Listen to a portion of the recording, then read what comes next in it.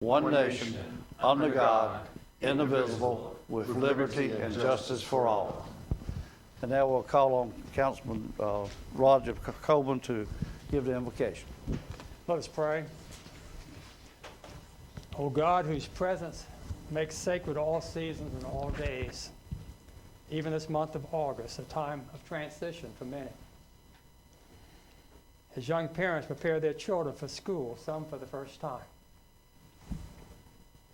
As travels and vacations fade with expectations of normalcy and routine. As new residents reach out to find a sense of belonging, a sense of home. Keep us ever sensitive to the transitions and the changes that surround us. May we not become blind to the wonders of life and the gifts that each day offers. In your presence, may we say thank you and make that our most common words. Thank you for opportunities to help shape our town's future. Thank you for opportunities to provide leadership, both thoughtful and compassionate. And thank you for opportunities to express our faith through respect and care for our neighbors. Continue to guide us through the sacredness of the season and the days of our lives, that we may honor your presence with our deliberations. This prayer we offer with humility and with gratitude. Amen. Amen. Okay, the next thing on the agenda is approval of the minutes for our special meeting on July the 24th, our regular meeting on July the 11th, and our closed session meeting on July the 11th and July 24th. Mayor, if I don't hear any corrections, I make a motion we approve the minutes. Okay. Second it. Okay, we have a motion and a second. All those in favor of the motion, please signify by saying aye. Aye. Opposed? Motion carried. All right, and the next is on the agenda is a public comment, and please hold your comments to 3 minutes if you will, please. So the first one on our list is Hal Murray from 112 West Queen Street.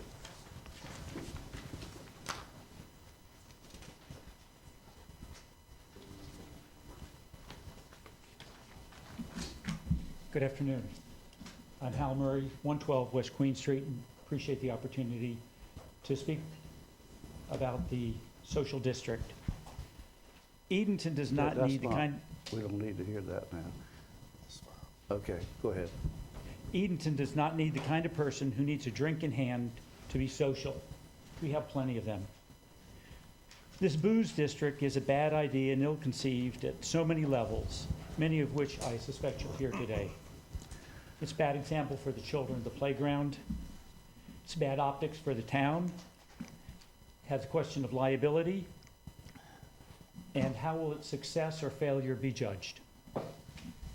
But what's more troubling is that those elected officers, officials, you, whose first obligation is to the residents of Edenton, not the tourists, are spending valuable time, effort, and money on this boozing district while ignoring issues that directly affect the residents of Edenton. Specifically, water quality. The water quality here is much to be desired. There's a smell of sewage at a building right behind us back here. Vacant storefronts on Broad Street. Another food store to break the monopoly of the Food Lion, just to name a few. I ask that you focus on issues directly related to the residents of Edenton and not on this unrelated, unneeded boozing district. Do you want Edenton to be advertised and known as the prettiest little town in the South or the booziest little town in eastern North Carolina? I prefer the former. Thank you very much. Thank you, sir. Yes, sir. Okay, you want to ask if you want to wait for the public hearing? Or just go ahead? Just go ahead. Okay. The next is Joni Evans on 813 Johnson Street. Good evening, Honorable Mayor, Councilman, and Mr. Gooden. I feel that our beautiful little town is slipping away. It feels like we have been invaded by a foreign body that has taken over our town. Citizens have been left behind and our children have been forgotten. What is happening to our town? We have just got to stop the invader. This is truly how I have felt over the past several weeks and months. Edenton does not even feel like the town I know. It has been relinquished to the invader, alcohol, and it keeps spreading its tentacles. This jargon may seem like a scene from a space movie, but this is how I truly feel. There are many reasons why I think this alcoholic social district proposal is not right for Edenton, but I'm going to concentrate on only one tonight, our children, who have been forgotten in this proposal. All children are gifts from God, and they are they have been entrusted to our care and guardianship as they grow and develop. I have talked to a lot of people in the past several weeks, and protection of children was given as the main reason for not having this district. I was born on a small farm in the mountains of Virginia, and one day we had a visitor come to our farm gate. My father went out to greet the man, and my sister and I scampered along behind. The visitor got out of his car and was carrying a bottle of liquor. My father immediately stepped in front of my sister and me to shield us from the view that we saw. As I grew, I knew that my father loved my sister and me so much that he cared enough to keep us from being exposed to something that could possibly be of harm. I wish that all the children of our community and surrounding area could be protected in this way, especially during their childhood and teenage years. They are smart and they know what is going on around them. Thank you, Councilman Bond, for your concerns for the children and youth of this community when you said that we tell our children not to drink alcohol and then they see it happening downtown, sending a mixed message. A quote from an early 20th century psychiatrist says, "Children learn by adults' example, not by their words." Jesus states in Matthew 18:6, "But whosoever shall offend one of these little ones which believe in me, it were better for him that a millstone were hanged around his neck and that he were drowned in the depths of the sea." We must set a good example and protect our children at all costs so that not one of them will stumble in life. Does making money in the way that is being proposed worth risking the future of our children, grandchildren, and great-grandchildren? Alcohol is the #1 substance abuse in the United States. Protect our children and put our citizens in the forefront and keep them properly informed. We have plenty to offer tourists right now without a social district. Thank you, ma'am. Give you each a little card. Thank you, Jack.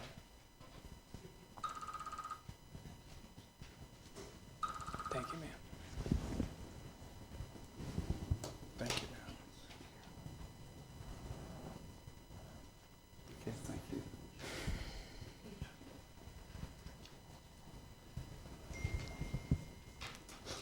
Okay, the next one on the list is Nikki Hall from 815 Johnson Street. I'm sorry? She's going to speak at the public hearing. Oh, okay, all right. Okay, John Grant, 412 East Queen Street.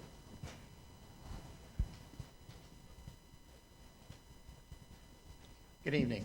First, I'd like to say I really appreciate the town acting promptly. Last night, a large tree limb had fallen down in the Mill Village right in the curve of McMullen and King. It was laying on a power line. It was very dangerous, and I emailed Mr. Myers. He immediately replied to me and immediately sent someone out there and cleared that area up. So I just wanted to pass that on to council in case you were unaware of it, that they acted promptly and did a really good job. My question tonight is, I understand that there is now power flowing through the Hinton. The businesses and residents of King Street were told that there would be no power put in that building until the fire suppression system had been updated and inspected.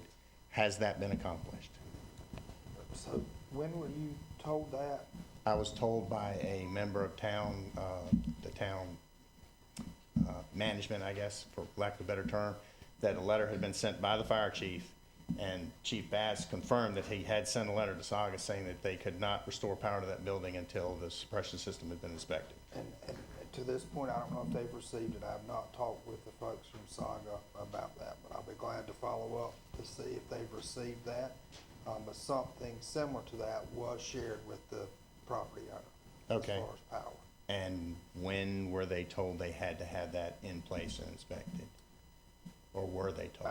I don't know off the top of my head. I'll have to look back and see when that inspection was supposed to happen. Okay. We're just concerned because, as we found out last night, what we thought was going to be a housing development back behind the duck through is now going to become apartment complexes. And Saga seems to keep changing things at their whim, and if they're not held to a strict structure, it just shifts like sand through your fingers, and I'd just like to ask that they be held more accountable. Thank you. Larry Sellers.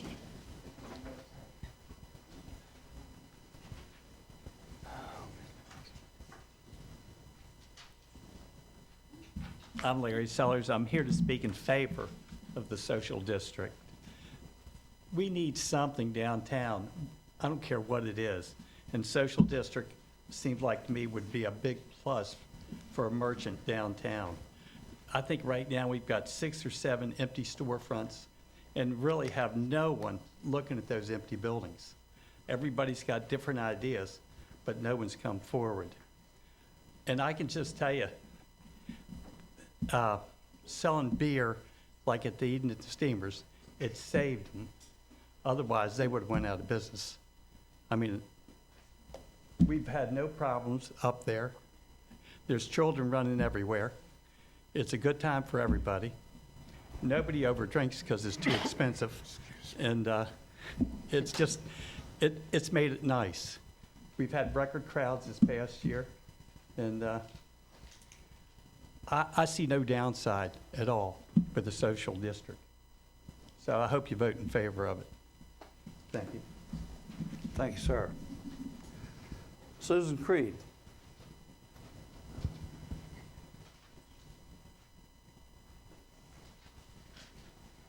Good evening. I'm Susan Creed with the Chamber of Commerce. And our focus with the Chamber is to keep businesses strong and our community thriving. To keep a city thriving, we need to keep people both in the community and those visiting interested in wanting to be here and stay here. So social districts have the potential to give more reasons to live in the area and see what's to come. In an article in Business North Carolina published online on February 1st, 2023, there's some information that I got from some cities that have had social districts, and they shared their experience. In that article, it states that it's not just foot traffic. Social districts seem to provide an incentive for businesses looking to open in areas that have them established. So speaking of the empty buildings that Larry just mentioned, this would be an incentive for some businesses to come to our community. In each city and town interviewed, Kannapolis, Hickory, Norwood, Greensboro, Raleigh, and Durham, for this article, multiple new businesses will be opening within the social district within the next 12 to 18 months. Social districts have been able to help restaurants and other businesses thrive after the tough years following the pandemic. Established as space for community members to gather, allowed for more open area to meet in as per guidelines. The social districts assisted in the production of profits in unprecedented times and allowed community members to continue to earn income. That small opening of the door now provides Edenton with an opportunity to fine-tune how to continue to assist our service industries with growth and success. If you've ever worked in a restaurant, you know that turning over tables equals an opportunity to serve more customers and earn more money, not only for the business, but also for the service staff. More guests are served, which equals an increase in cash flow for restaurants and staff. Customers of restaurants in non-social districts cannot take their purchased beverages with them, so they tend to linger and sip and slow down the flow of table turnover. Lack of space equates to disappointed potential clientele, potential negative reviews on social media, and loss of profit and cash flow. Social districts allow for guests awaiting seating to be shown hospitality with the offering of an opportunity to have a drink, maybe take a stroll, and made to feel accommodated until a table is open. This may lead to very positive reviews on social media and word of mouth, leading to more business. Those who have been served may be provided the opportunity to take their beverages and take in the beauty of the town, stroll to nearby shops, and continue to make purchases they may have missed out on due to the limited time factor, and seizing opportunities they may not have even considered, giving more business to local shops. There are safety concerns that we have heard, but for those of us who have been involved with researching this process, we know that there are parameters put in place and lots of safety things to consider, and I assume that that has been discussed in previous meetings. There's also brought up trash concerns. These cups are labeled, so if there is an increase in trash due to this, we will know because it is, the cups will be branded, and that can be addressed if that happens. There may be fear surrounding social districts that there will be much more crime. Those towns interviewed say there's been no uptick in public disturbances. Fear-mongering occurs when there is an absence of facts and information and tends to be a very dangerous tool. Social districts provide an opportunity to strengthen the relationship between local law enforcement and the community through meetings with police patrol staff. And some of these towns have opted to have an officer stationed downtown to assist as needed. And of course, we have our awesome town ambassadors. I ask you to vote in favor of social districts for the sake of our local businesses. Thank you. Thank you, Susan. Okay, Lori Sablo? Dablo, I'm sorry. That's it. Thank you. I think I mispronounced your last name.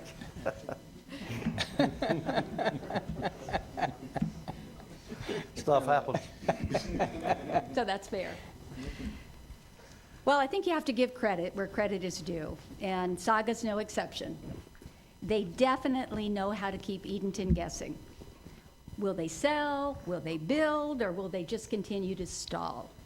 Nobody seems to know for sure, but I think if you want insight into the company's true intentions, you only need an astute reporter to interview Bob Hauser, who is their business development director. Take, for instance, the explanation that he offered to Corinne Sanders in a March 25th Outer Banks Voice article when she asked him the question that many residents of Edenton are still asking: what is taking so long? Mr. Hauser termed the loophole that Saga has so successfully used for 10 years as the complexity of financial mechanisms. So you have it right there. That's the reason that Saga has not been held to the 3-year terms of the rehabilitation agreement, which is an integral legal document that Saga agreed to as a condition of the purchase of the Hotel Hinton. In fact, Mr. Hauser stated that in the event the purchaser was unable to secure financing, it would be relieved of those time-related mandates. So here's a question that I would ask Bob Hauser if I was still a TV news field reporter, as I was many, many years ago. So Mr. Hauser, as Saga hasn't rehabilitated the Hotel Hinton in the past 10 years, how do you plan to meet the county's criteria for its donation of the parking lot to the town of Edenton? Because you see, the parking spaces, as you know, behind the Hinton Hotel that Saga wants and needs were gifted to the town of Edenton by the county in May of 2015 with several conditions and one really important contingency. I'm quoting, This resolution and agreement is contingent on the successful completion of the Hotel Hinton. And so far, that definitely hasn't happened. So last night, while speaking at the Chowan County Commissioners meeting, I commented that I didn't see any indication in the 2015 special meeting minutes where the Board of County Commissioners had intended to give Saga an open-ended timeline for that critical contingency to be met. So it seemed to me that any future discussion with Saga about the sale of those highly desirable parking spaces is a little premature. And with Saga's demonstrated 10-year history of keeping Edenton guessing, I hope that the county, in collaboration with the town government, will make sure that Saga is keeping its end of the bargain before we keep ours. Thank you. And Ms. Dablo, just a comment, we have already instructed Saga that they would not be given those parking spaces until some action is shown. So we have not given them those parking spaces. What type of action, if I may ask, do they have to demonstrate?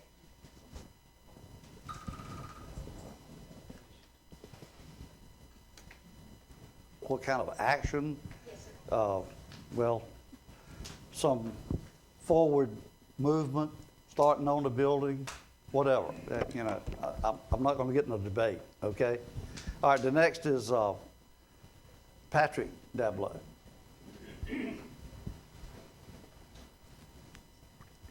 Thank you.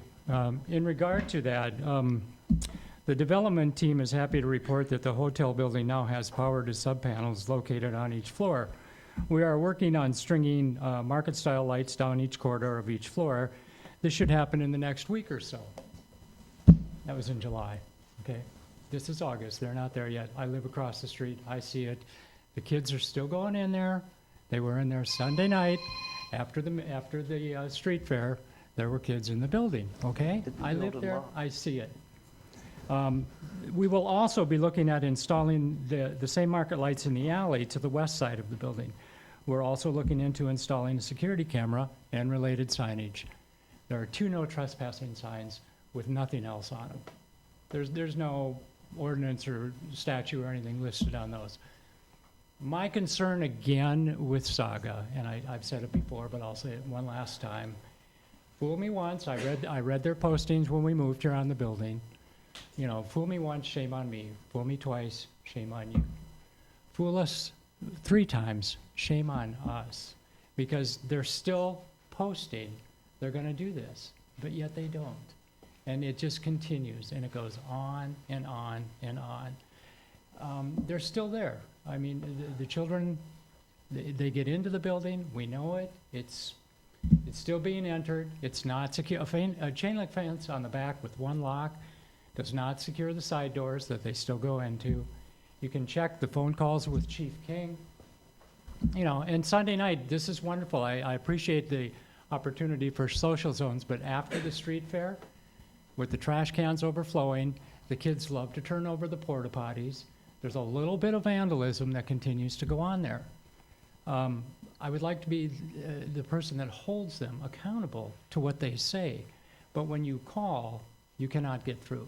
So I appreciate what you've done in holding them accountable by not giving them the parking lot, because I think that's an opportunity to hold up the mirror to them and say, come on, guys, because this is August. This was posted the 1st of July, and they just really need to perform. Thank you. Thank you, sir. And next is Timmy Turner.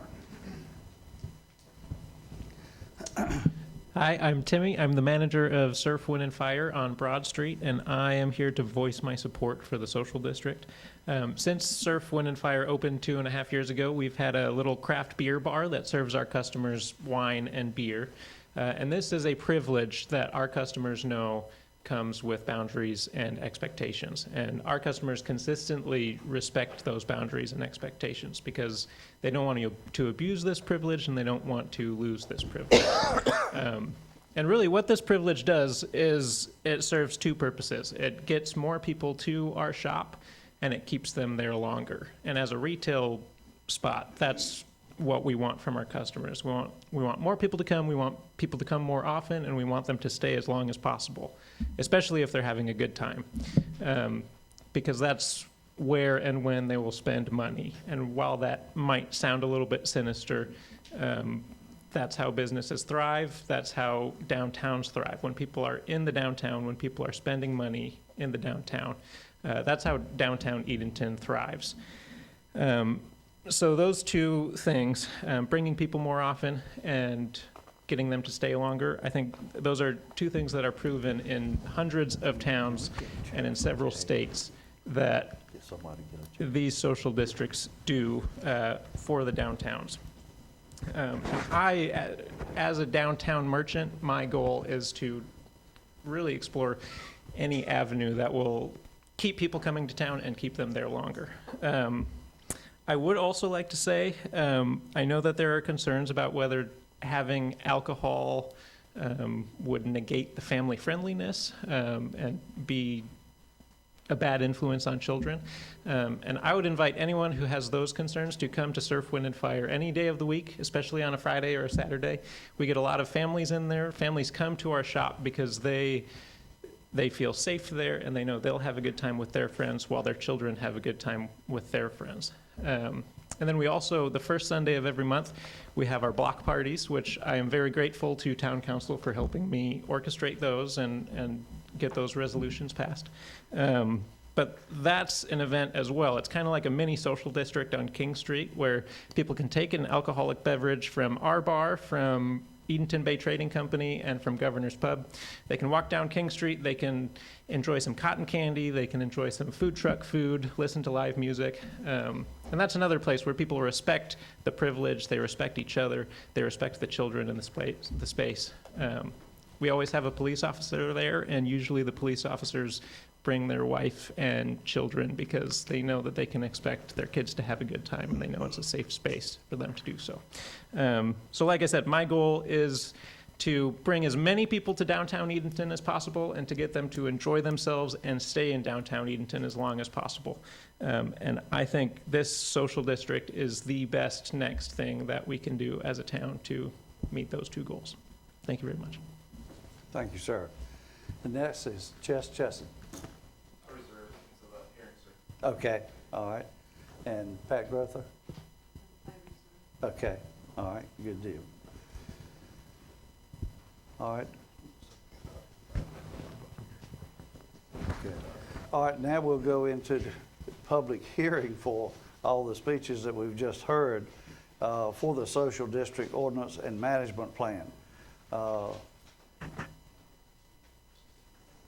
So, public hearing is now open. Anybody that, okay, Amber Hardy? Okay. I think I was supposed to be on the other list, but we'll roll with it. I am Amber Hardy. I'm a local realtor. I am also the vice chair of the Chowan County Tourism Board, and I'm a single parent of a 10-year-old son. And for all of those reasons and more, I am in favor of the social district. It's not a boozing district. That makes me feel like I'm doing something wrong. I don't think that anyone that's a current or newcoming resident of Edenton ever wants Edenton to have Bourbon Street in New Orleans. None of us want that, and that's not our goal. I have closed on 31 properties in Chowan County since January 1st to today. Majority of those are within the city limits because that's what people want. They want to live in this thriving downtown where they can walk everywhere. They want to walk with their dog and their son from one place to another, and maybe they have a glass of wine in their hand. It's good for everything. I encourage the people that are not in favor of it to please listen to more arguments from Susan and Chess, who have educated themselves thoroughly on what the social district means and what it can mean for our blacked out buildings. It encourages more people to want to live here and do business here. Because of the opening of Surf, Wind, and Fire and the Herringbone, when I go out now, I see my clients. I see all of the newcomers who are the new faces of Edenton. They're the ones restoring houses. They're the ones buying vacant buildings and turning them into great, successful businesses. But we're not going to be able to maintain them or grow any more with what we have if we aren't open to encouraging something like the social district. Rules are in place for a reason, and whether we all want to admit it or not, there are people walking downtown probably right now drinking alcohol going from one place to another. But if we have rules in place and we have limits and boundaries, then it makes it a safe place and a secure place for all of us. I'd like for you to please listen to Chess and Susan and just open your mind to what it could be for our town. Thank you. Thank you, Amber. Okay, Nikki Hall, I believe you, yeah, okay. She lives at 815 Johnson Street. Good evening, everybody. How are y'all doing this evening? I am a very good speaker until it comes to speaking in front of a live audience, so please bear with me. I am completely not in favor of the social district, and the reason is because this town is where I grew up, and it has been known to be a safe and respectable town, and I am not here to judge anybody. I understand that if people want to go to the bars, they want to go to the restaurants that serve alcohol, or even the movie theater. You know, that's their choice. But once you decide to bring that outside of that establishment and walk amongst people that are children, families who come down here to shop, the elder we are supposed to show respect. These people, they don't want to experience this. If you decide to do this after business hours, that's one thing. If you decide to do this only when you have certain functions that are after business hours, that's another. That's your choice. But to expose people to this that do not desire it, do not desire to smell the alcohol, do not desire to be amongst it, then it is not taking those citizens into consideration. Also, you said that, several people said that this social district will bring an incentive for other businesses. And is that the only thing that, you know, we are inviting is people to come here to sell alcohol? I mean, the possibilities are endless for coming into this town to make money. The empty storefronts can be used for something for the youth, something that can entertain and educate them as well, roller skating, bowling, anything besides alcohol, exposing them to alcohol. We have children right out here playing. And to make sure that there are no fatalities, especially behind alcohol, because we've already had some.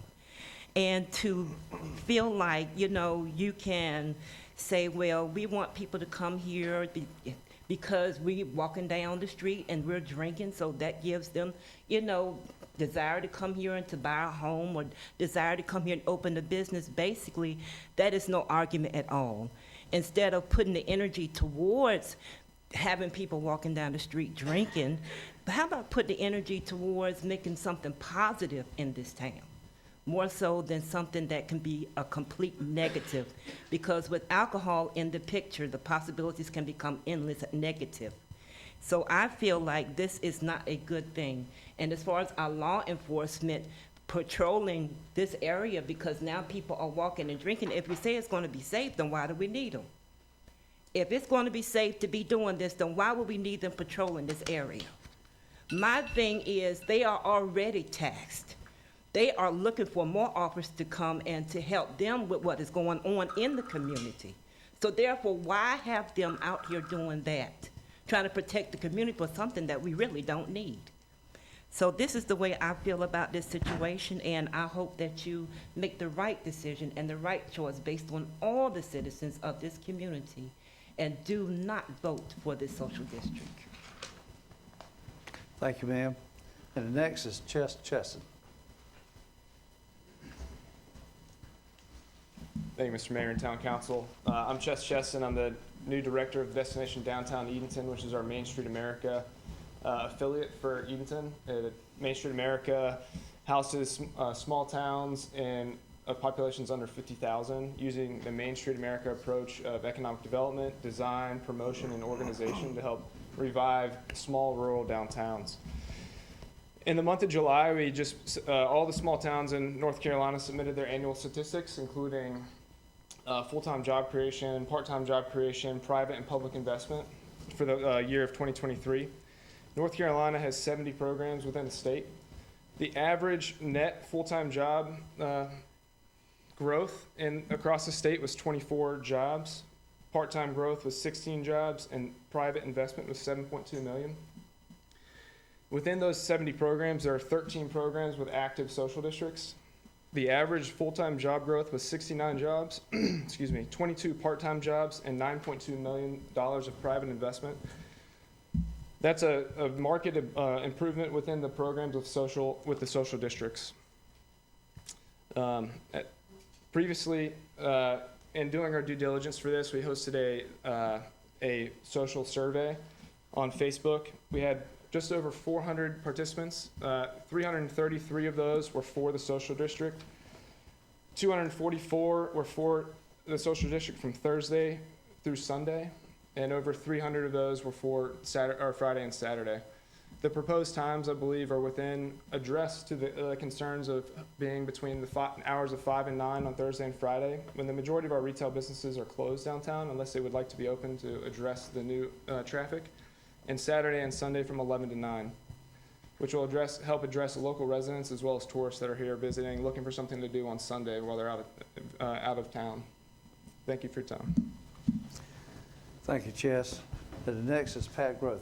Anything that I wanted to say has already been said. Thank you. All right, and next is Joe Walsh.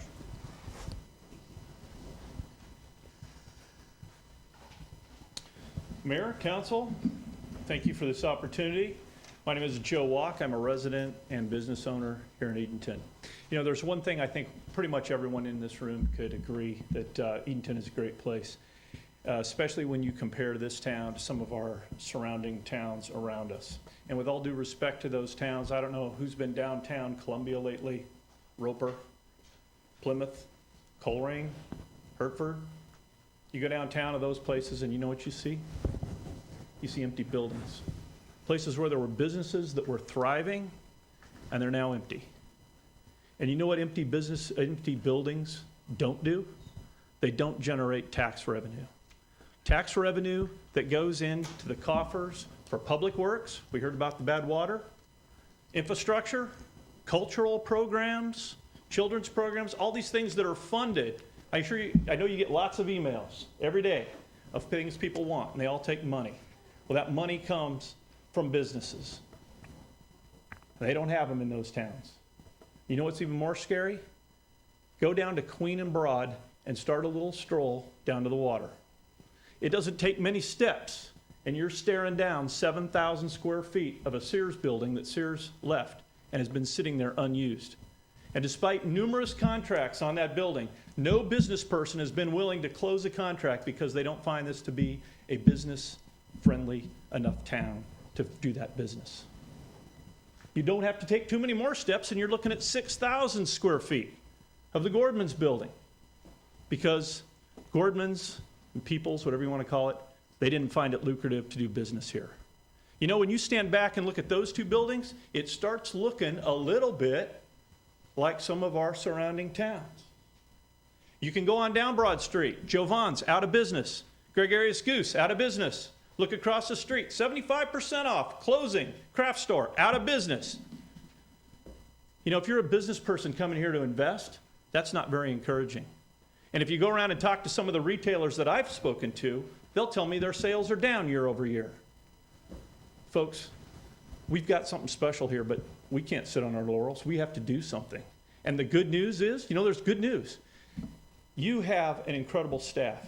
You have a town manager, a town planner, a destination downtown director that aren't sitting around trying to think of something.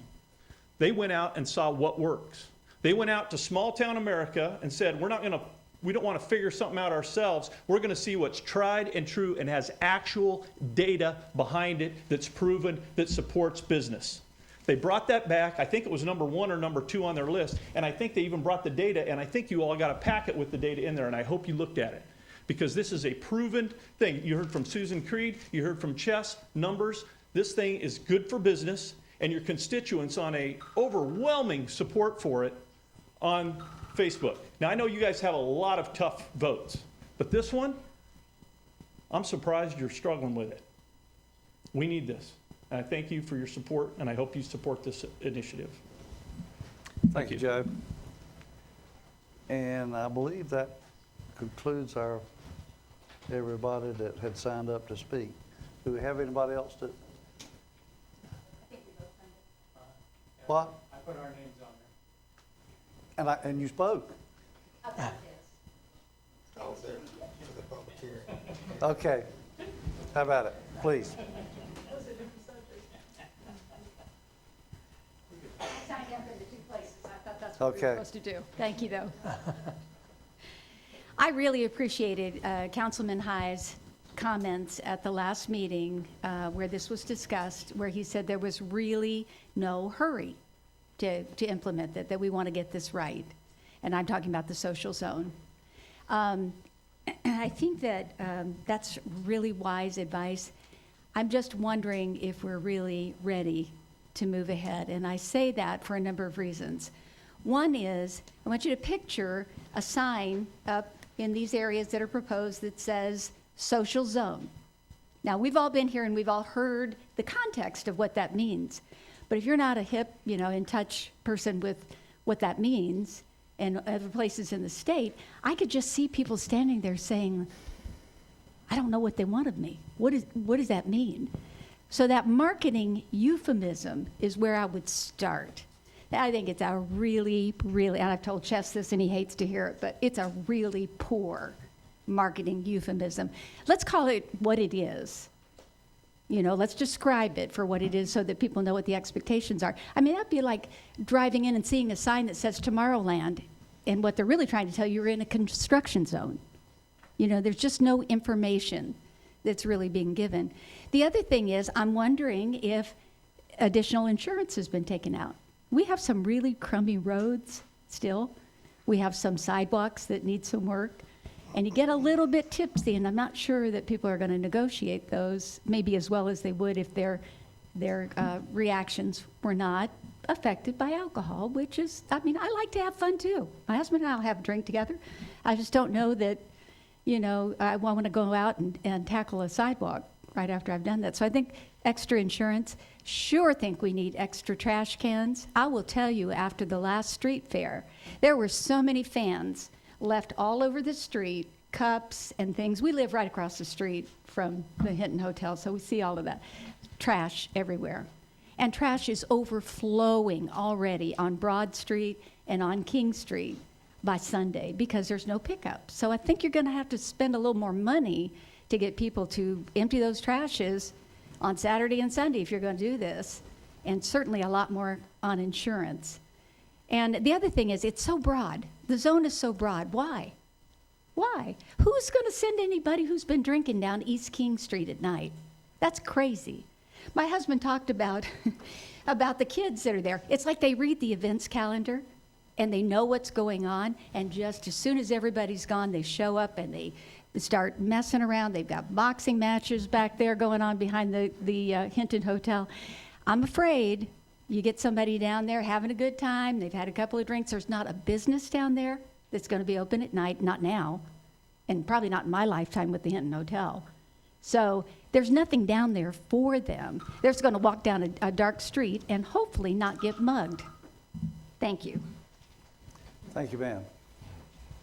Mr. Dablow? I'll be brief. Thank you. In regard to the social zone, I went out today and talked to Malcolm. I'm glad I did. I didn't get a chance to talk to you, Joe, because in my business, I don't need an ABC license. I don't sell alcohol. I don't want to sell alcohol. It's not why I'm here. Vaughn Jewelers or the Crestwells are probably not interested in the social zone. I'm a business person. Joe's a business person.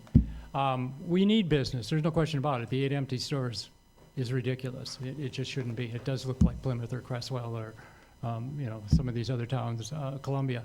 So I am mixed. I don't know. My concern is I need to know from our information officer what are the parameters, what are the hours, where are the zones, do we have trash pickup, Corey? Because I can tell you right now, Sunday night after the event, that didn't get picked up till Monday morning because I know the Monday morning pickup schedule. However, you get a thunderstorm like we did Sunday night, it's all in my front yard. So you got to manage this. And what I would like to know is some more details from Tyler. If you've got information outlining, these are the zones, I just heard tonight what the hours are. I didn't get a Facebook request, or I didn't see it on Facebook. I just think if you're going to do this, you got some things you're going to have to manage on it. And, yeah, you know, again, we do need the tax revenues. There's no question about it. So Vernon asked me the other day where I stood on it. I'm right there in the middle. I think it's an opportunity. I think it could be good for business. I think it stands a chance of at least trying. And if it isn't, is there an amendment that says you can pull it back if it doesn't work or it does get out of hand? That's all I got. Thank you. Thank you, sir. Is there anyone else that I have overlooked that would like to speak? May I please say one more thing? Absolutely. And I think it might make sense to this. So the social district is large because we have a lot of events and we have a lot of weddings here. I came before you all just a few months ago and asked to be allowed to have a beer garden at the Sounds of Summer event. And I'm gonna continue to come before you anytime I have an event like Sounds of Summer because we don't have a social district in place. If we had of, then we would already know our boundaries and I wouldn't have to come before you. Or when there's a wedding, we would know that when we leave the wedding, we can safely walk from the wedding to Vinyl Night and then enhance Malcolm's Night with our service. So that's the purpose of it being large. Not that we want to just go party on the green necessarily, but if there's a wedding there, then those tourists can participate. Or me as a local, when I'm there with Shrimp by the Bay, then I can leave Shrimp by the Bay and I know that I'm going if I'm in a designated cup. And it's things like that. So it's not just we want to make the whole town a place for all of us to walk around with our beverage. There are thoughtful incentives for it. Thank you. Yeah, thank you. Did I say one more thing? I signed up for both. Yes, ma'am. Thank you.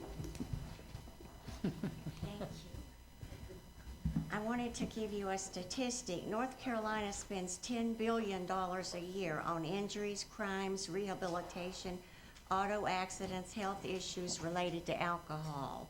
And most of this is from tax dollars. So the revenue you think you're going to be making from the social district, a lot of it's not going to be as much as you think because it's going to tax dollars as well as those will come out of our pockets as well.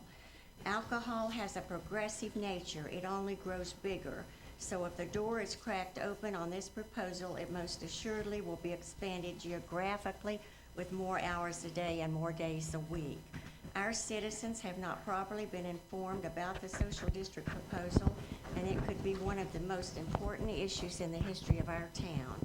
Please defer your vote until more information can be given out. Thank you. And at this time, I'm going to close the public hearing. Okay. All right, at this time, we have a special, and we appreciate all of your comments, pro and con. Thank you very much.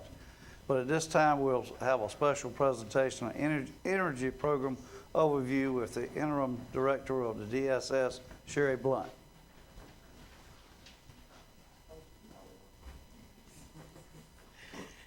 Good evening, Mayor Jimmy Stallings, Town Manager Corey Gooden, and all the town councilmen. My job tonight is to inform you all of the energy program, which is one of the programs that I supervise at Social Services. So to, I guess, let you know about the program, but for you to kind of take it in, and you might know a family member, church member, a neighbor that may not be able to pay their electric bill or their heating bill. And just to know, these are two programs that we do have at Social Services that will be able to assist them. Okay. One of the corrections also on the agenda, I was the interim director at Social Services. That ended July 31st. We do have a new director, and she is here with me tonight, and that is Ms. Taisha Brothers Phelps. So I just wanted to introduce the town to her. Okay, so she started, like I said, on August the 1st.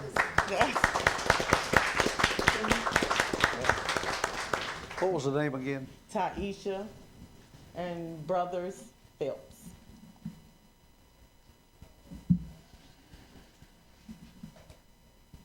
Okay, thank you. Okay, so the first program that I'm going to talk about is our Crisis Intervention Program, which we normally refer to it as Crisis. And that program assists individuals and families who are experiencing a heating and cooling related crisis. The household is in a crisis it is currently experiencing or is in danger of experiencing a life-threatening or health-related emergency, and sufficient, timely, and appropriate assistance is not available from any other source. When assisting clients that come in for assistance with utilities, we have to look, do they have a disconnect notice? Are their lights already turned out? Are they heating with electricity? If so, then those are some of the ones that we want to assist right away. Let's see. The state physical year for crisis begins July 1st and it ends June 30th of the next year. And each county receives an allocation to fund this program. Applications can be taken in person, online, phone, fax, or they can drop it off.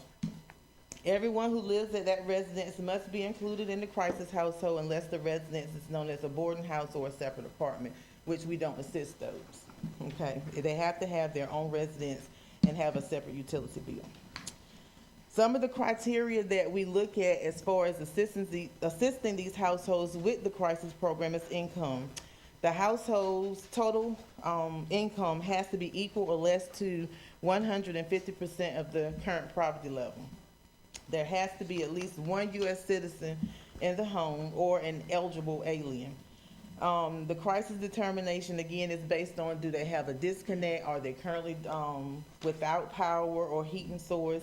Are there elderly people in the home? Are there young children under 5? Is there an individual in the home that has special equipment like a breathing machine, a CPAP machine? Are they diabetic? And if their lights are cut off, you know, their insulin has to be refrigerated. So these are some of the situations that we look at. Another thing, we consider the weather outside. If it's 95 degrees or higher and there's elderly people in the home, then, you know, these are the ones that we want to help right away. The time frames is households with a disconnect or a final or past due notice. We have to assist that household within 48 hours from doing their application. If the households have no heating or cooling source, we have to assist them from 18 hours from doing their actual application. The maximum benefit amount that is allowed per federal physical year is $600. And we use those funds to help with security deposits, getting gas, fuel, oil, kerosene, electric. In some situations, we have more air conditions, heaters, and actually had home repairs done for some of the ones that did apply. The second program that we have is the Low Income Energy Assistance Program, which is our LEAP program. And that program is only once a year, and it's during the heating season. Those applications, we start December the 1st, and those are for households that have individuals 65 and over. So that program is from December the 1st to December the 31st. They can be disabled. If they're disabled, they have to be receiving SSI, Social Security, receiving services from the Division of Aging, or receiving VA disability. All other households that apply, they apply January 1st. The program actually goes from December 1st to 31st for the elderly, January 1st to March the 31st for all other households. Let's see. In order to be eligible for the LEAP program, they have to be vulnerable. And what that means is they have to have a separate heating source, you know, from the rent. They're billed separately, in other words. We look at income and deductions. Again, this program, they have to meet the income guidelines, which is 130% of the current poverty level. They can't have resources more than $2,250 at the time of application. And the benefit determination is based on the household size, the income, and their heating source. For wood, the minimum for wood is $300. For all others, their payments are $400 and $500. And then the vendors that we use the town of Edenton, Albemarle Electric, Dominion North Carolina Power, Crossroads, Ferrogas, Amerigas, Quality Gas, Reed Oil, Bridgeturn, Exxon, NC45, Auto Savage, which is our only wood vendor, Diversified Energy, Piedmont Natural Gas, Roanoke Electric, and Jernigan Oil. And that is my presentation. Well, thank you very much. All right, you're welcome. And I did have some pamphlets for the LEAP program. I know the cost of living increase occurs in October, so the income guidelines in this pamphlet were from last year. I do update the pamphlets when the cost of living increases start in October. So just in case anybody might be interested, like I said, LEAP doesn't start until December. Okay. All right, well, thank you all for your time. Thank you, Ms. Blunt. We appreciate it a lot. You're Thank you. welcome. You're welcome. All right. One thing to note, Mayor, I wanted to add here, Tyler and I spoke about this earlier, in addition to having Ms. Blunt join us tonight to go over the presentation, we have finalized our info one-pager that we will be sharing sometime later this evening to try to coordinate with the payment options that also that the town provides. That way, both sets of information were given relatively at the same time. So Tyler has completed that, and we should see that up on Facebook also. So thank you again, Ms. Blunt. Thank you, Corey. Okay, with that, we'll move into our committee reports. And the first is our administrative committee chaired by Councilman High. Thank you, Mayor Stallings, and I thank the general public tonight for your input. I thank you for your input coming into this meeting regarding the social district ordinance. And just to give a brief history on this from a statewide perspective and also from a town of Edenton perspective, back in September of 2021, these districts were created by House Bill 890, and in September of that year, Governor Cooper signed into law the legislation that enabled towns to enact these types of ordinances. One thing that we do as town councilman and mayor, and one thing that our administrative staff does in their positions is to be aware of legislation that may have an effect on Edenton and may have an effect on municipalities, things that we might not be able to do or things that we are now enabled to do. So shortly after September of 2021, House Bill 890 was brought to our attention by staff and by our own efforts at staying involved in legislation that affects us. And the general feeling at that point in time was that it may be a good thing, but it's a new thing, and we're not going to be the first ones out of the gate doing it. We'd rather sit back and be able to judge the success or failures of the towns that do it ahead of us. And so that was approximately just under 2 years ago. Beginning earlier this year, we felt that there was enough evidence out there for us to look at other towns to see how these districts were viewed, how they were operating, and the successes and any problems that they may be having. From that point in time, staff began doing their research to do just that with the help of the chamber and also with the help of Destination Downtown and Chess and also Susan Creed. We began doing our research.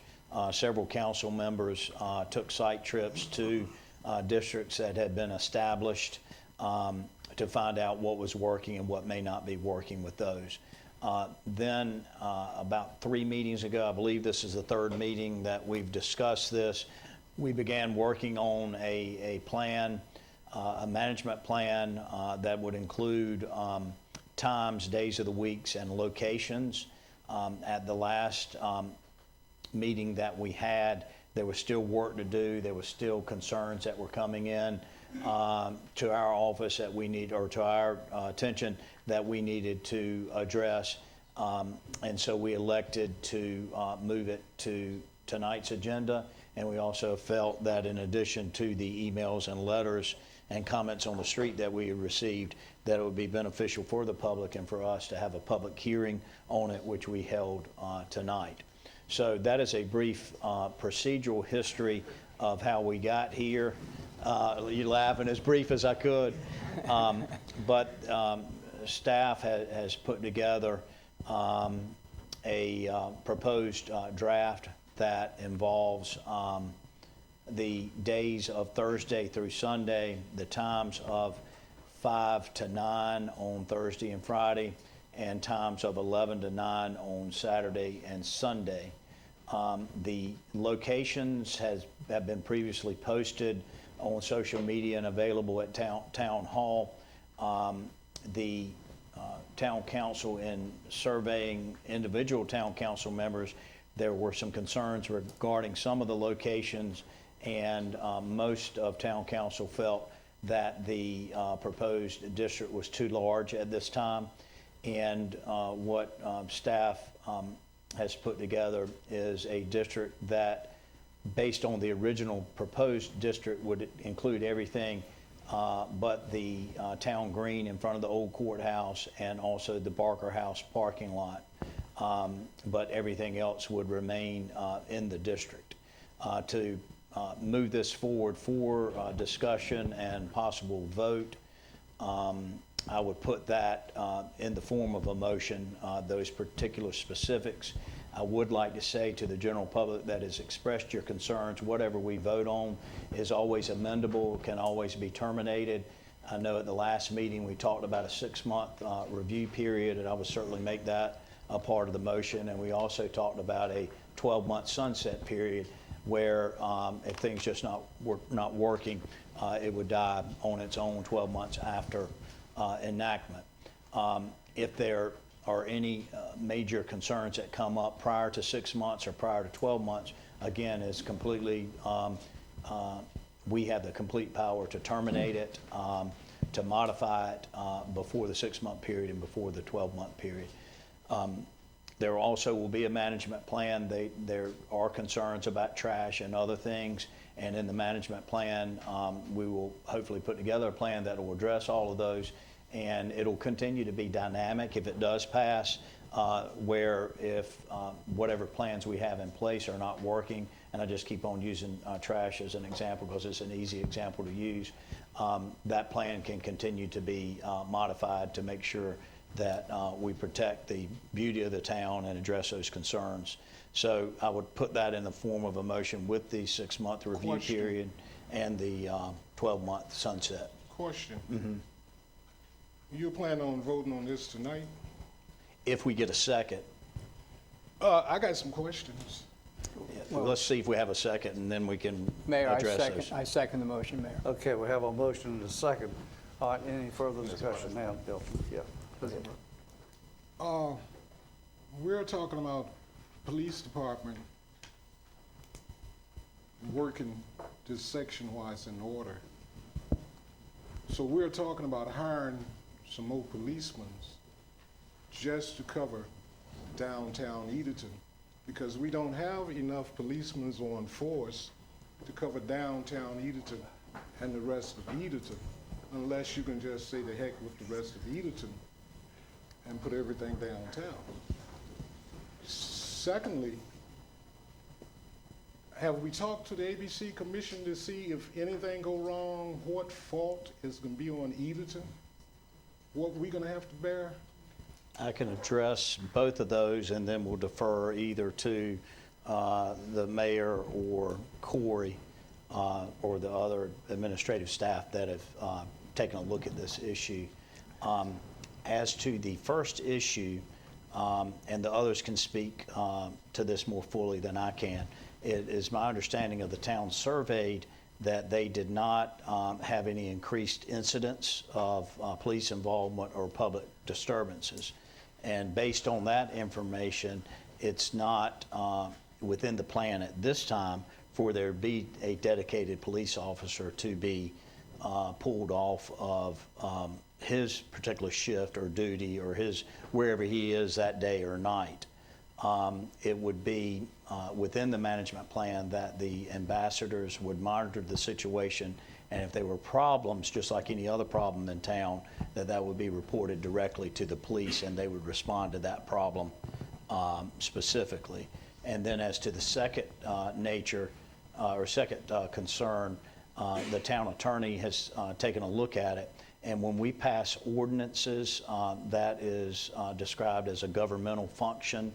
And when we act on governmental function and governmental authority, then we have what's known as sovereign immunity or governmental immunity, that in passing a new ordinance such as this one, then we're immune from any immunity. And the two examples that I was given, for example, if we approve a new development that's known to be an increase in traffic and somebody gets hurt pulling out of that development, then we have immunity and no suit against us could survive.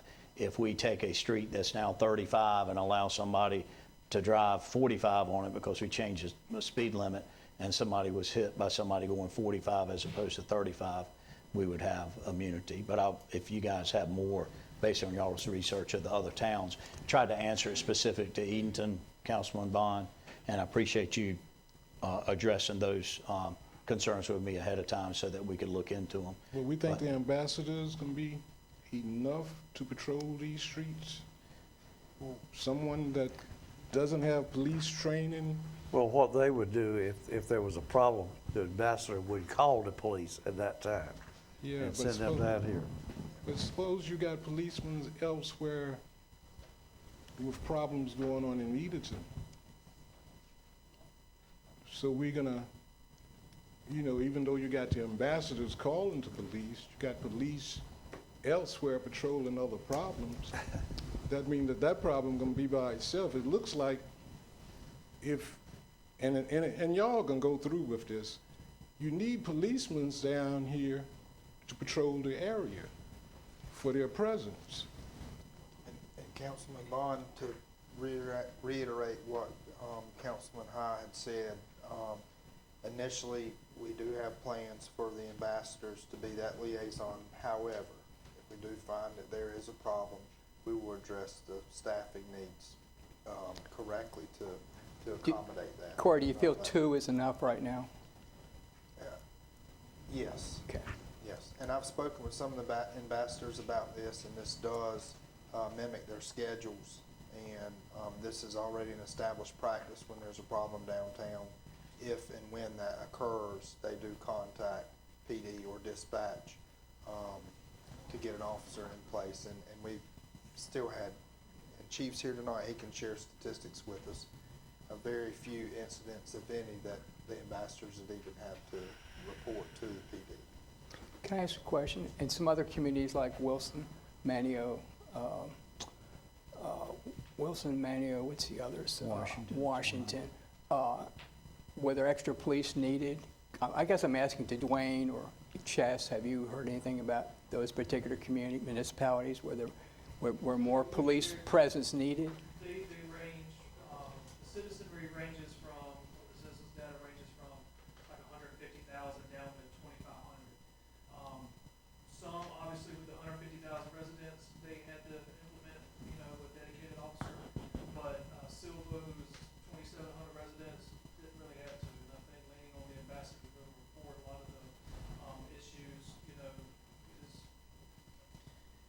right there where we need to be. And like I said, we won't know until we get into it. And for us being a smaller town, we're one of the few, if not the only, that has considered this social district that has established ambassadors. Any other peers that we've looked at of our size do not have such a program in place for their downtown business district, where those folks are the liaisons to the businesses, they're tour guides, they're the hall monitors. I mean, none of the small towns that we saw had any such program. Typical rule would be you would just have an officer at that location if you were a larger town. Gotcha. Thank you. So I'm going to vote for this. I will say that I feel like we've heard the concerns. We've carved it down from starting the whole every day. We've sort of brought it down. I feel like I understand these concerns. I don't ever like to be on the other side of Councilman Bond. I think he's got some of the best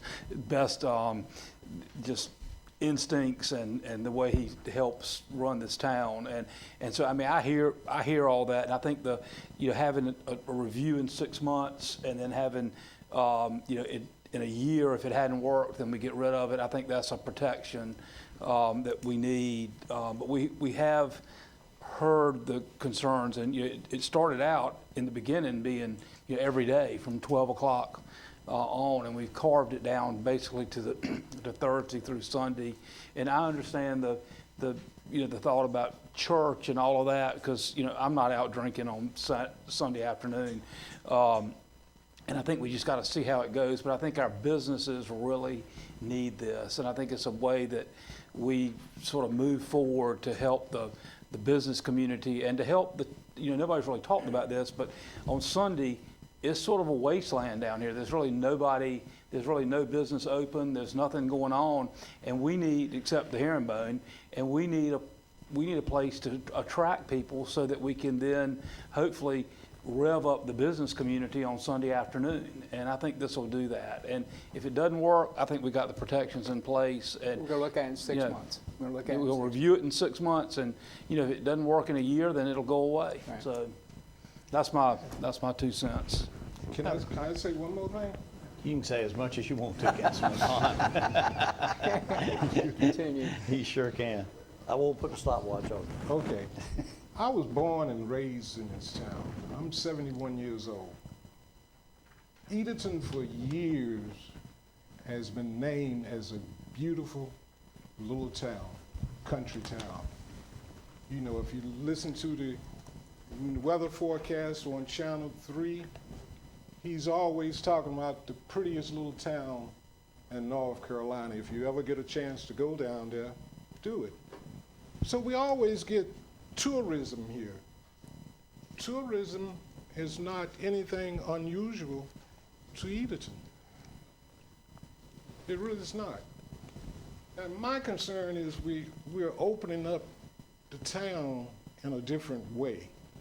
Is it a way that we need to open it up? Like I said, I'm old. I'm stuck in my ways. I definitely don't want anything downtown drinking on Sunday, because that's the Lord's Day. If y'all could do it Thursday, Friday, and Saturday, also well and good, because y'all got the votes to pass it anyway. But we need to think about this, because we can take a pretty little town and turn it into something else. Mayor, I'd like to respond also to all of this. I'd like to support the concept of the social distancing. I want to protect the park. I think that's a key area of our community. It's open to everyone. It's used by everyone. The additional, restrictions added back the park. That impacts too much on the park, and I can't support the overall ordinance if it's going to have a negative impact on the children and their families using this park. So, and I think this does by opening up Sunfish Park and the entrance to the restaurant. And Mayor Stallings, I've certainly heard Councilman Bond's concerns, and he and I have had conversations about those concerns, as well as Councilman Coleman.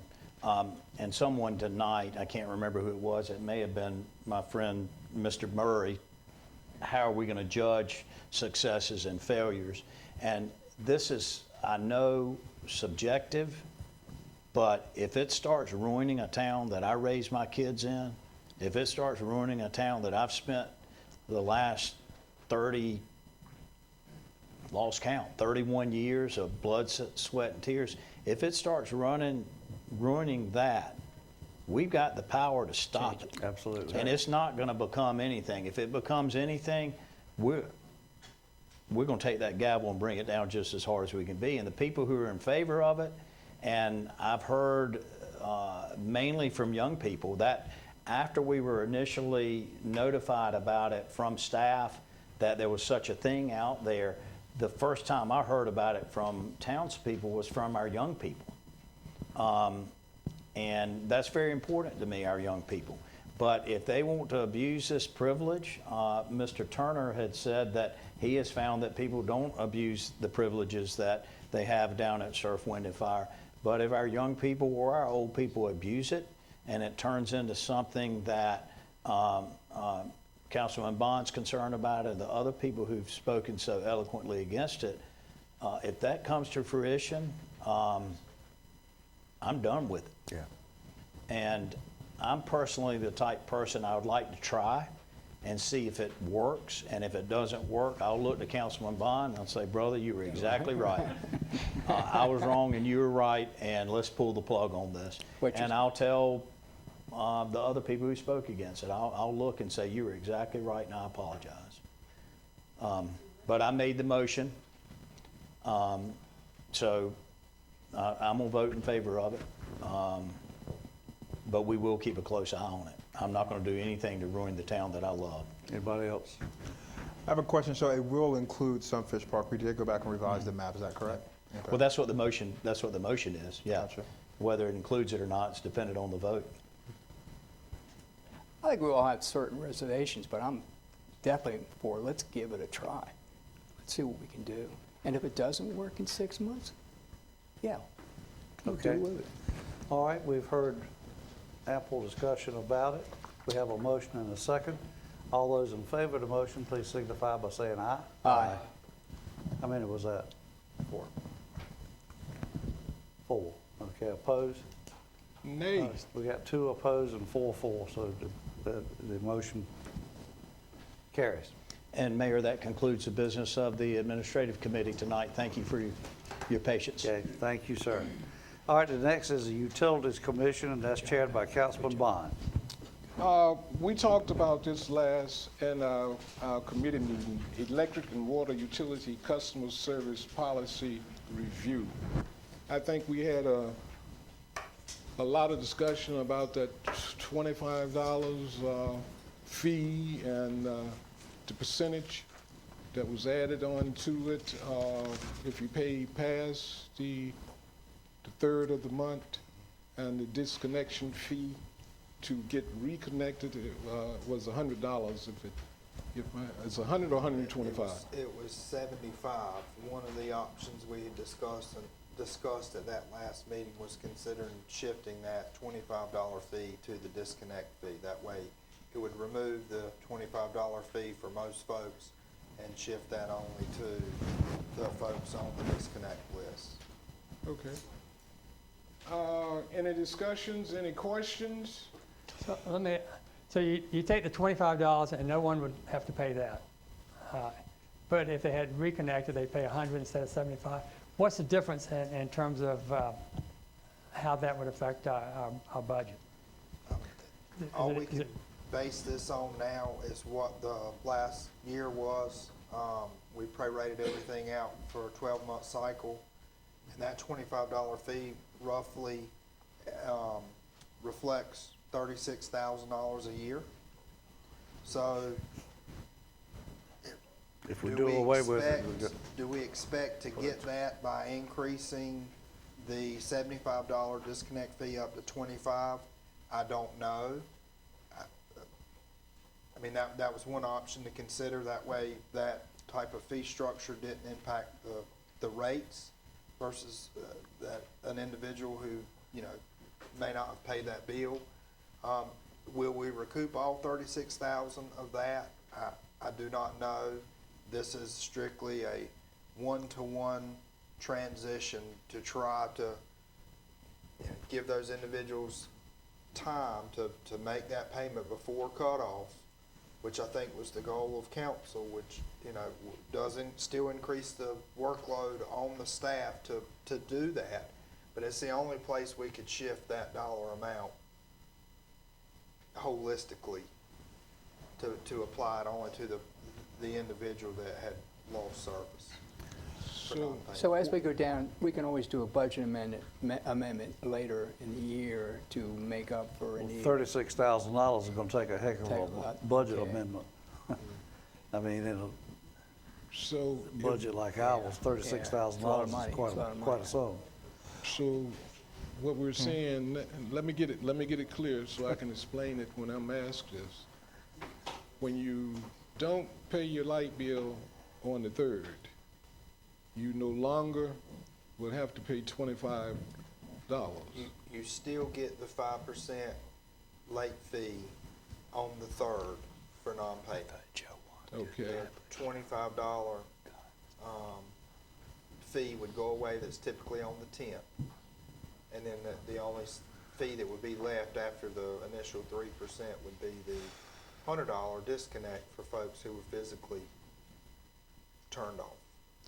My concern is there is no a utility company. I've done some research with electric cities. There is no fee upwards of $100, not even $75 for a disconnect. On average, just from my researchers, I think the most I saw was $45. Ours went from 25 to 75, never looked at 100. I don't support having a fee in between a disconnect, a late fee, which is on the 3rd, and then a disconnect on the 10th or whatever that is. Like we shouldn't have we shouldn't have a non-payment fee. That doesn't make sense to me. But I certainly don't agree with increasing a disconnect fee or reconnection fee up to $100 when that's not industry standard. Could we get a survey of have we done that locally? Survey for? What everybody else does, I guess that's. We have, and Virginia and I work very closely with the electricity's folks on that. We'll be glad to provide that. I mean, the council could decide to keep it as is for now and have us revisit that. That's an option. We didn't have, I meant to bring the data with you, and I forgot. I have some of it with me now. Can we get that, can we get that via email, like in the next day or two, to give us enough time to look at that prior to the next meeting? I can see both sides of it, and I'm struggling with what I want to do here, but that would be information before I vote that I would like to have and discuss with. We need to digest some more information before we make any decision on that. Okay. Yeah, I would like to see that information. Of course, keep in mind, you're creating a $36,000 hole, Well, that's and one that's of my got to be concerns. filled someplace, Right. somewhere. So the amendment's not going to take care of Huh? it. The budget amendment won't take care No. of it. But I don't think that by us delaying it a couple of weeks, No. we've not voted to no longer charge that fee, so it's not, we're not losing revenue without a revenue replacement. But I would like to see that. I would like to have as full information as I can before we. And address it at the next meeting. Do we have other things scheduled for the committee meeting that? We do not. Can it be a committee meeting? We could do that, or if council chose to table this until that point, we could sustain that vote until the special meeting section. So I mean, we've got multiple options. Let's postpone the vote until we have a committee meeting. Let us gather more information Absolutely. and go over the information, and we'll do it in the committee meeting, and then the meeting in September, full council meeting in September. We'll put it back on the document if everybody is agreed. That'll work. So is that a motion? Is that a motion? Yeah. Second. All right, Okay. we have a motion and a second. Any further discussion? Hearing none, all those in favor of the motion, please signify by saying aye. Aye. Opposed? Motion carried. Okay, next is our new business in the town of Edenton RBAN resolution, interim financing through Truist Bank. Corey? Thank you, Mayor. On August 2nd, myself as well as the finance director received the revenue bond anticipation note from the town of Edenton's bond counsel, McGuire Woods. The resolution that was included in the packet tonight will allow the town of Edenton to request the sale of the $5.955 million in revenue bonds. This revenue bond anticipation note resolution will allow us, myself and Virginia, to approve the sale of these bonds and to finalize any paperwork that's remaining with the bond counsel. And just to note, the resolution was included. I have that here. I do need to make a couple of notes depending on the outcome of the vote. We do recommend that council approves the resolution as presented. That will allow Virginia and I to sign the multiple other documents that are needed and that are clarified specifically in this resolution for those bond sales. Make a motion to approve the resolution, Mayor. Okay, we have a motion, do we have a second? We have a motion and a second. Any further discussion? Hearing none, all those in favor of the motion, please signify by saying aye. Aye. Opposed? Motion carried. Thank you, Mayor. And just to give you an update on that project, that was for the wastewater treatment plant renovations project. We will have the pre-construction meeting with the folks from USDA this Friday afternoon, and we hope to finalize the interim financing and bond sale on August 16th with Truist Bank. So, thank you, Virginia, for all the hard work. Okay, next is our board and commission appointments, and we'll call on Dwayne Wheaton, our assistant town manager.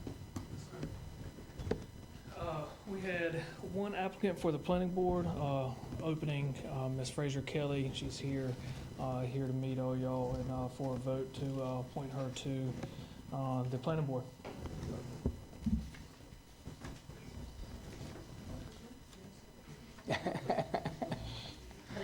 I didn't know I was supposed to speak, but I just wanted you to know that I look forward to being a bigger part of this community. I'm ready to volunteer. I've been on other boards, and I woke up one morning and said, you know what? I want to be more involved. I've been here since 2004, so if I can do anything to further the development and the planning of this community, I'm here to do it.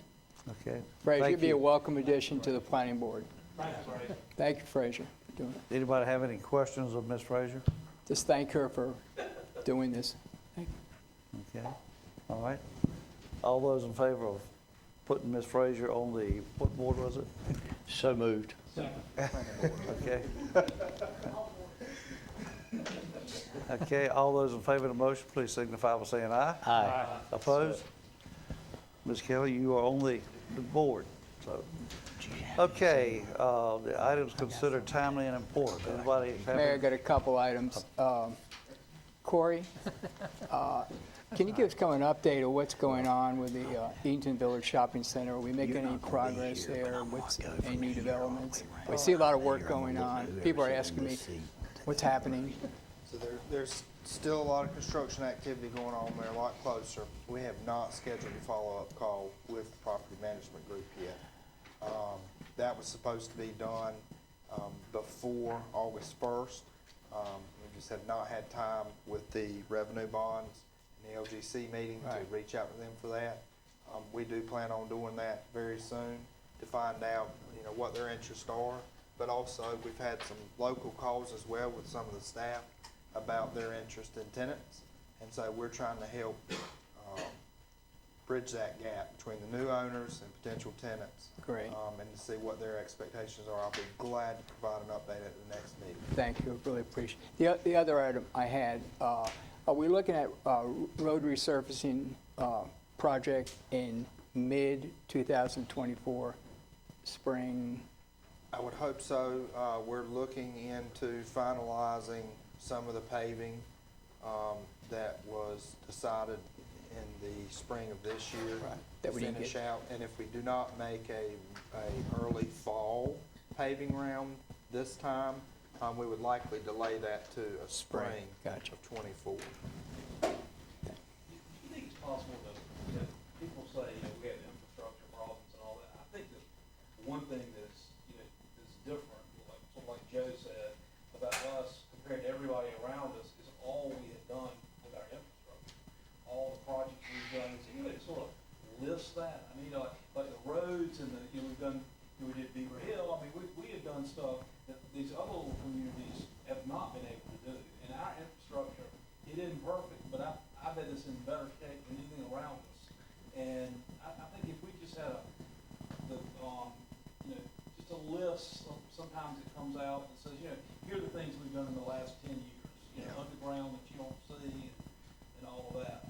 We can, if you remember back in January, we created that operational roadmap that was all the departments, and I think that's a key thing to share.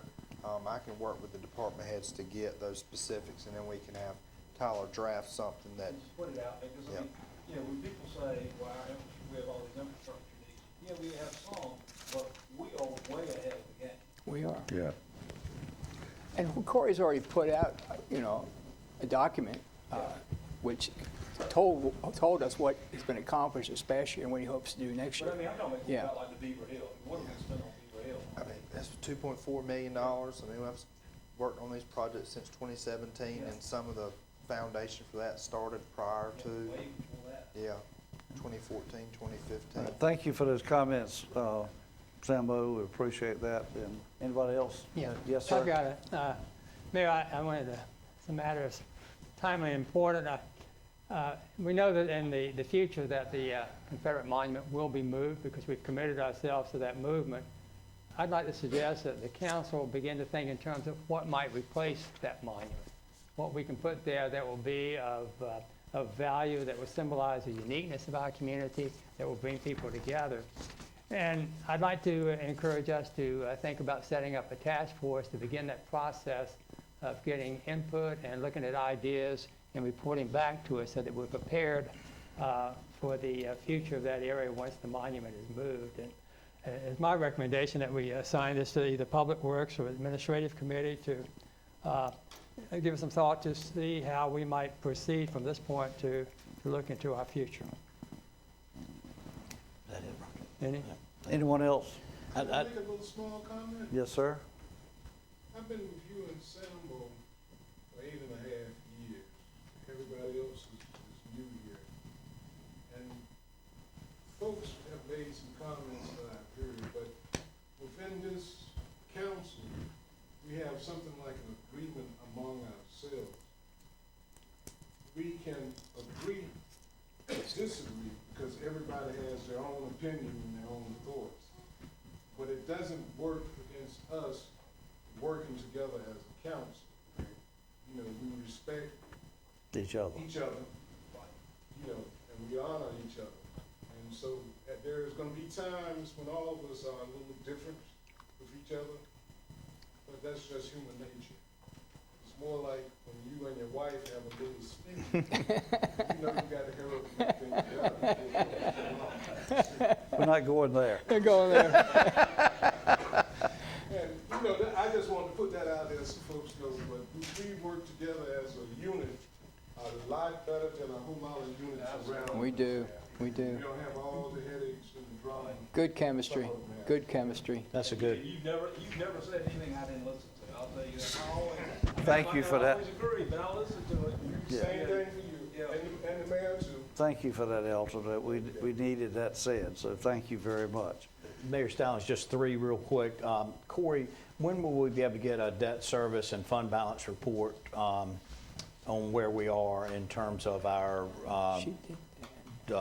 debt service and also how that stacks up with the state requirements and our internal policies? I think that was included in the It's in financial report. It was. Yes. I apologize. I was on vacation and I was tied up with the social district, but I appreciate it, Virginia, and I apologize for asking about that when you've already provided it to us. Okay. Okay. Thank you for your work on that. I appreciate it. Corey, are we still short? We approved Fraser Kelly today. Are we still short on committees? Not that I'm aware of. How many? We just received an application. We have one open on the Board of Adjustments for alternate. I'm going to speak with him this week sometime, maybe at the next town council for approval, or even the one after that. I got to talk with him and see, but that should be the very last one, other than ETJ alternate on the planning board. Okay. Good. Good. And then last thing, Broad and Granville Streets, just to remind the public, are state roads, state maintained roads. Is that still like on a 12 to 16 month contract moving forward? We've scheduled a meeting with the head of DOT Division 1 to try to get a better idea on those. Those are 18-month contracts. They were let back in February and March of this year. I mean, we're well into the, Under 12 months. yeah, into the timing for those. I mean, we're. So it does look like 2024 if you do the 12 to 18 month and- math and from February. Unless we have a mild winter, and those contractors are freed up to get in here, but we'll be glad to provide a better update after our meeting with the Division I folks. And we're just talking about Broad Street, correct, right Broad now? and Granville. Oh, Granville's included, okay. Keeping in mind that the state auditor said the DOT was writing checks every day they couldn't cash. Okay. I hope they can cash ours. Thank you.